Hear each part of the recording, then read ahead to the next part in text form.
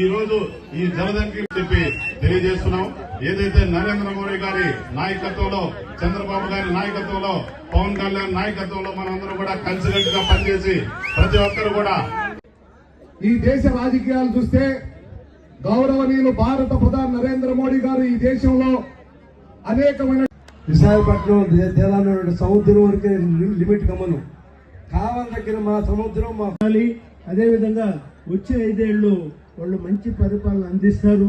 దానికి మన అందరం కూడా వాళ్ళకి రెడ్ మార్క్ లేవు కాబట్టి ఒక మంచి మనసుతో ఈ యొక్క ఉదయగిరి మనందరం కూడా వాళ్ళిద్దరికీ సంపూర్ణ సహాయ సహకారం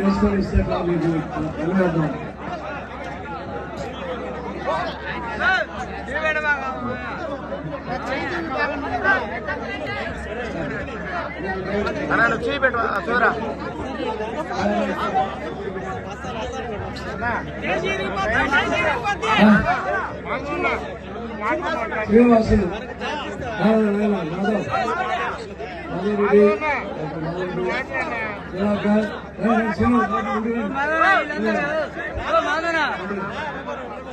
శ్రీనివాసులు మోహన్ రెడ్డి కంచయ్య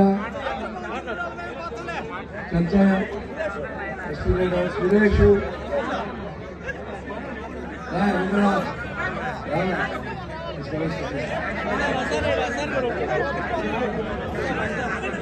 తర్వాత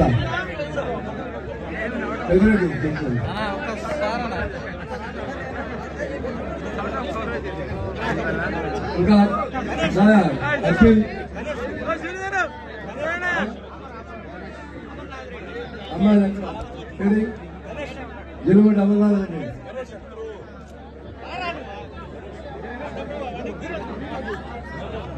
జలుబడి అమర్నాథ్ రెడ్డి ఫోటో తీసుకోరా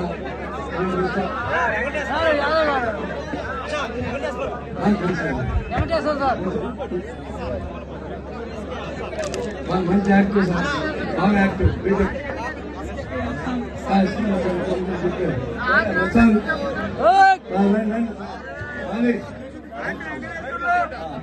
చాలు ఇంకా 200 మంది పైన ఉన్నారు. ఇంకోసారి అన్న కూడా పోవాలి. ఆల్రెడీ సూపర్ 6 అని చెప్పి ఉన్నారు. కృష్ణారెడ్డి గారు అవన్నీ వివరించారు మీ ముందు. వాటి గురించి ఎక్కువ మాట్లాడదలుచుకునే సమావేశమైంది. అలాగే ఈ సమస్యలన్నింటినీ దృష్టి పెట్టి 5 ఏళ్లుగా నేను ఎమ్మెల్యేగా గెలిచిన తర్వాత మీకు నాకు మధ్యలో ఏమి లింక్ లేకుండా, ఏ పిఏ వ్యవస్థ లేకుండా మీరు డైరెక్ట్ గా నా దగ్గరికి వచ్చేటట్టుగా నేను వింజమూరులో ఉంటాను. మీ సమస్యలు తెలుసుకుంటాను. టెక్నాలజీ వాడబోతున్నాం. టెక్నాలజీ వాడి మీ సమస్యలన్నింటి పరిష్కారంగా విధంగా నేను ముందుకు పోవడం జరుగుతూ ఉంది. అలాగే యువతకి నేను ఒకటే చెప్తాను. నా యువతకి 18 ఏళ్ళు 25 ఏళ్ళు కొత్తగా ఓటు చేసే యువత కానీ 18 నుంచి 25 ఏళ్ళకి ఒకటే చెప్తాను. దయచేసి ఆలోచన చేయండి. ఏ నాయకుడు ముఖ్యమంత్రి అయితే మీ జీవితాలు బాగుపడతాయో, మీకు ఉద్యోగం వస్తుందో ఒక్కసారి ఆలోచన చేయండి.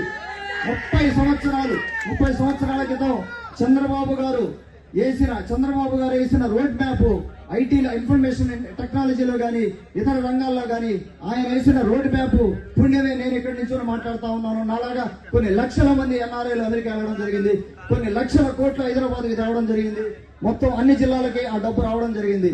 హైదరాబాద్ ఈ రోజున అంత డెవలప్ అయింది అంటే కేవలం అమెరికా నుంచి వచ్చిన డబ్బుతోటి, బోర్డు అంత డబ్బుతోటి డెవలప్ అవడం జరిగింది. అది అందరూ గమనించాల్సిన అవసరం ఉంది. అలాగే మీరు కూడా ఒకసారి తెలియకపోతే ఈ తరం పిల్లలకి తెలిసి ఉండకపోవచ్చు. మీరు యూట్యూబ్ లో ఒకసారి చూడి సిబిఎన్ గారి వారి రిఫార్మ్స్ ఎలా ఉంటాయి, వారి నాయకత్వం ఎలా ఉంటుంది, వారి 2047 విజన్ ఎలా ఉంటుంది. ఆయన ఈ రోజు కూడా కూర్చొని ఇంకా 30 ఏళ్ళు ఏం చేయాలని ఆలోచించే నాయకత్వం అది. ఆ నాయకత్వాన్ని మనం మళ్ళా తెచ్చుకోవాలి. మిగతా దయచేసి ఓటు వేసే ముందు మే 13వ తారీఖున ఓటు వేసే ముందు ఒక్కసారి ఆలోచించవలసిందిగా నా మనవి. పిల్లల భవిష్యత్తు దృష్ట్యా మీరు ఆలోచించాలి. ఎట్టి పరిస్థితుల్లో మళ్ళా వైసీపీ గవర్నమెంట్ మీరు తెచ్చుకున్న దానికి రెడీగా లేరు, ఎవరు రెడీగా లేరు. మాకు స్పష్టంగా తెలుస్తా ఉంది. ఏ మండలానికి పోయినా కూడా బ్రహ్మరథం పడతా ఉన్నారు. ఎంతో వ్యతిరేకత ఉంది వైసీపీ గవర్నమెంట్ మీద, ఎంతో వ్యతిరేకత ఉంది. మే 13వ తారీఖు మీ అమూల్యమైన ఓటుని నాకు ఎమ్మెల్యే అభ్యర్థిగా కాకాలు సురేష్ అని, నేను నాకు ఎంపీ అభ్యర్థిగా వేమిరెడ్డి ప్రభాకర్ రెడ్డి గారికి వేసి, అలాగే మన సోదర సమానుడు కావలి నుంచి పోటీ చేస్తున్న కావ్య కృష్ణారెడ్డి గారిని కూడా మనం గెలిపించుకోవాలి. నేను కావ్య కృష్ణారెడ్డి గారు గెలవాలని ఎందుకు ఇంత ఇదిగా చెప్తున్నానంటే, అక్కడ కృష్ణారెడ్డి అన్న కానీ గెలిస్తే నేను కృష్ణారెడ్డి అన్న మన ప్రభాకర్ అన్నతో కలిసి ఎన్నో సమస్యలకి పరిష్కారం తీసుకురావడం జరుగుతుంది. ఇద్దరం కలిసి పోరాడితే ఎన్నో సమస్యలకు పరిష్కారం దొరుకుతుంది. మొత్తం జలదంకి మండలం రూపురేఖలే మార్చడానికి మేమిద్దరం నడుం బిగించి ముందుకు పోతామని స్పష్టంగా చెప్తా ఉన్నాను. మీ అందరికీ అవకాశం ఇచ్చిన ముఖ్యంగా మన వెంటనే వేణుగోపాల్ రెడ్డి గారికి, జనార్దన్ రెడ్డి గారికి, జయచంద్రారెడ్డి గారికి, మధురెడ్డి గారికి ఇక్కడ ఉండి ఇంత పెద్ద కార్యక్రమం చేసినందుకు వారికి ధన్యవాదాలు తెలుపుకుంటూ సెలవు తీసుకుంటాను. అందరికీ నమస్కారం. ఇక్కడికి వెళ్ళాల్సిన అవసరం లేదు. మాలాంటి వాళ్ళు సామాన్య కుటుంబాల నుంచి, రైతు కుటుంబాల నుంచి వచ్చిన వాళ్ళు, నేను కానీ కృష్ణారెడ్డి గారు కానీ మేమంతా రైతు కుటుంబాల నుంచి వచ్చిన వాళ్ళం. బతుకు తెరువు కోసం ఏదో ఒక పని చేయాలి కదా. విజయసాయి రెడ్డి గారు, మీరు బతుకు తెరువును కూడా అవమానించే పరిస్థితి వచ్చింది. అంటే బయటికి వెళ్ళి సంపాదించడం కూడా మీకు అవమానంగా ఉంది. ఎన్ఆర్ఐ అయితే ఏంటి, హైదరాబాద్కి వెళ్తే ఏంటి, బెంగళూరుకి వెళ్తే ఏంటి, ఎక్కడికి వెళ్ళి సంపాదించుకొస్తే ఏంటి. ఈ రోజున ఇక్కడ నీ ముందు ఉన్నాను కదా. నేను 2 సంవత్సరాల క్రితం ఇక్కడికి వచ్చాను. నేను ఫుల్ టైం జాబ్ కింద ₹1 ఆశించి రాలేదు. 2 సంవత్సరాల క్రితం ఇక్కడికి వచ్చి ఎన్నో కార్యక్రమాలు సొంత ఫ్యామిలీ డబ్బులతో నేను చేయడం జరిగింది. రాజకీయాల్లోకి అవకాశం ఇచ్చారు మన అధినేత చంద్రబాబు నాయుడు గారు. అవకాశం ఇచ్చినా ఈగిపోయినా కూడా నేను 25 ఏళ్ళు ఇక్కడే ఉండి ఉదయగిరి నియోజకవర్గాన్ని మా వంతు సహాయంగా మేము చేయడానికి ఇక్కడికి వచ్చాం.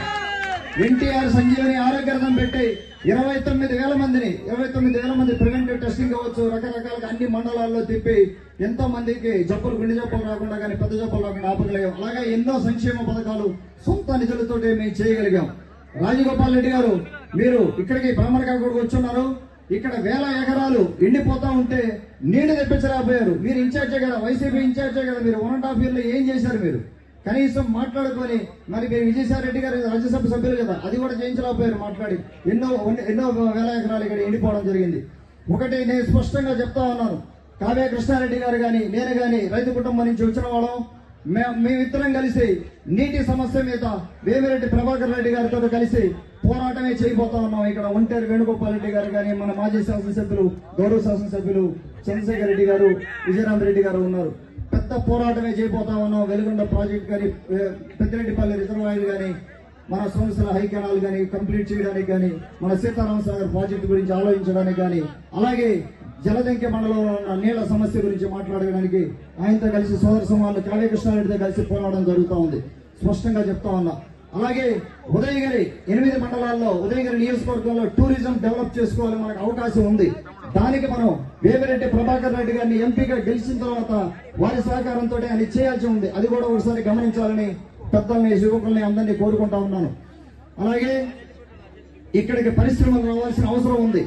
బాబు గారు 20 లక్షల ఉద్యోగాలు రేపు 5 ఏళ్లలో వస్తాయని చెప్పడం జరుగుతూ ఉంది. అవి కాకుండా మన ఉదయగిరి నియోజకవర్గంలో నా సొంతంగా నా నెట్వర్క్ యూజ్ చేసుకుని, నా పలుకుబడి యూజ్ చేసుకుని నేను 3 పరిశ్రమలు ఇక్కడికి తీసుకురావడం జరుగుతూ ఉంది. దాదాపుగా 10,000 మందికి నేను ఉద్యోగం కల్పిస్తానే దానికి ప్రయత్నం చేస్తాను. ఎంతో మందికి ఆడపడుచులకి ఆర్థిక స్వాతంత్రం రావాల్సిన అవసరం ఉంది. ఒక కుటుంబం ఎంత బాధపడతా ఉందనేది నేను స్పష్టంగా చూశాను. గత 2 ఏళ్లుగా 1,00,000 మందికి పైగా నేను కలవడం జరిగింది. కొన్ని వేల కుటుంబాల ఇళ్లకి వెళ్ళి కూర్చొని మాట్లాడడం జరిగింది. ఆర్థికంగా కానీ, హెల్త్ పరంగా కానీ చిన్న భిన్నమైనవి వాళ్ళ కుటుంబాలన్నీ కూడా. ఏదన్నా చిన్న హెల్త్ సమస్య వచ్చినా కూడా మొత్తం కుటుంబం అంతా నాశనం అయిపోతా ఉంది. పిల్లల్ని చదివించుకోలేని పరిస్థితి, ఆరోగ్యశ్రీ పనిచేయటం లేదు, ఒక డెవలప్మెంట్ లేదు. వైసీపీ గవర్నమెంట్ లో వచ్చిన సంక్షేమ పథకాల కంటే దాదాపుగా డబుల్ సంక్షేమ పథకాలు మన ప్రభుత్వంలో రాబోతా ఉన్నాయి. బాబు గారు ఆల్రెడీ సూపర్ 6 అని చెప్పి ఉన్నారు. కృష్ణారెడ్డి గారు అవన్నీ వివరించారు మీ ముందు. వాటి గురించి ఎక్కువ మాట్లాడదలుచుకోవాలి సమయమైంది. అలాగే ఈ సమస్యలన్నింటినీ దృష్టి పెట్టి ఐదేళ్లుగా నేను ఎమ్మెల్యేగా గెలిచిన తర్వాత మీకు నాకు మధ్యలో ఏమి లింక్ లేకుండా, ఏ పిఏ వ్యవస్థ లేకుండా మీరు డైరెక్ట్ గా నా దగ్గరికి వచ్చేటట్టుగా నేను విజయపూర్లో ఉంటాను, మీ సమస్యలు తెలుసుకుంటాను. స్టేజ్ మీద ఉన్న పెద్దలు, స్టేజ్ ముందున్న మీ అందరికీ నమస్కారం. ఈరోజు బ్రాహ్మణ కాక ఊర్లోకి రావడం, ఇది ఈరోజు ఒక జాతర. ఇంత ముందు రోజులో తిరునాళ్ళట్టు ఉండేది, తిరునాళ్ళలాగానే ఉండింది. ఈరోజు జల్దంకి ఆ మెయిన్ రోడ్ నుంచి ఇక్కడ వరకు దాదాపు 2-2.5 గంట పట్టింది. ఆఖరికి బ్రాహ్మణ కాకుండా గుర్రం కూడా ఎక్కించారు నన్ను. నేను ఈరోజు గుర్రం ఎక్కి నేను గెలిచానని అనుకుంటున్నా. ఎందుకంటే ఈరోజు చూస్తుంటే ఇక్కడ ఇది విజయోత్సవం సభగా ఉంది, కానీ ఇది పరిచయ సభగా లేదు నాకు. సో ఈ గ్రామానికి ఈరోజు నేను రావడం, వేనన్న ఇంత అద్భుతంగా ఇంత పెద్ద ఎత్తున ఈ అరేంజ్మెంట్స్ చేయడం కూడా నేను ఊహించుకోలేదు. ఈ మధ్య కాలంలో ఎలక్షన్ దీంట్లో తిరుగుతానే ఉన్నా, కానీ ఇటువంటి స్వాగతం ఇంత పెద్ద ఎత్తున నేను ఎక్కడ కూడా చూడలే ఈ మధ్య కాలంలో. మీ అందరికి కూడా ధన్యవాదాలు చెప్పాలా, ఎందుకంటే ఓపిక మీరందరూ ఉండడం. ఈ రోజుల్లో అరగంట గంటకే జనాలు కనపడకుండా వెళ్ళిపోతున్నారు. అటువంటిది మీ అందరూ దాదాపు 5 గంటల నుంచి ఇప్పుడు దాదాపు 9 అవుతుంది, 3.5-4 గంటలు మీరందరూ ఉన్నారంటే మీ అందరూ చాలా గొప్ప మనుషులు. నేను ఒక్కటే చెప్పేది, మీ అందరూ సైకిల్ గుర్తుకేసి మన సురేష్ ని గెలిపించాలా. అంటే కావ్య కృష్ణారెడ్డి గారిని కావలి నుంచి గెలిపించాలా. అంటే నన్ను ఎంపీగా గెలిపించాలా. మనం అందరం కలిసి చంద్రబాబు నాయుడిని మనం ముఖ్యమంత్రి కుర్చీలో కూర్చోబెట్టే బాధ్యత మనందరిది ఉంది. సో మీ అందరూ దాన్ని గుర్తుపెట్టుకోండి. యువతకి ఫ్యూచర్ లో మనకి చంద్రబాబు నాయుడు అది ఒక బ్రాండ్. చంద్రబాబు నాయుడు అంటే ఒక బ్రాండ్. ఆ బ్రాండ్ తోటి మన దేశం కాదు, విదేశాల నుంచి కూడా చాలా కంపెనీలు వస్తాయి. వచ్చినప్పుడు యువతకి ఉద్యోగాలు వస్తువులు ఉంటాయి. మీరందరూ కూడా చాలా మంది యువకులు చూస్తున్నాను, ఈరోజు హైదరాబాద్, బెంగళూరు, చెన్నై అని బయట పోతున్నారు.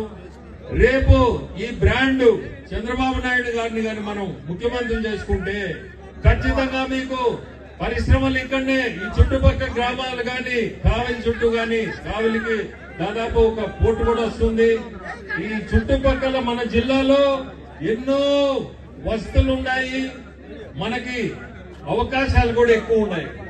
సో మీ అందరికి చెప్పేది ఒకటే, మనందరం కలిసి చంద్రబాబు నాయుడు గారిని గెలిపించేదే మనము రేపు చేయాల్సిన కార్యక్రమం.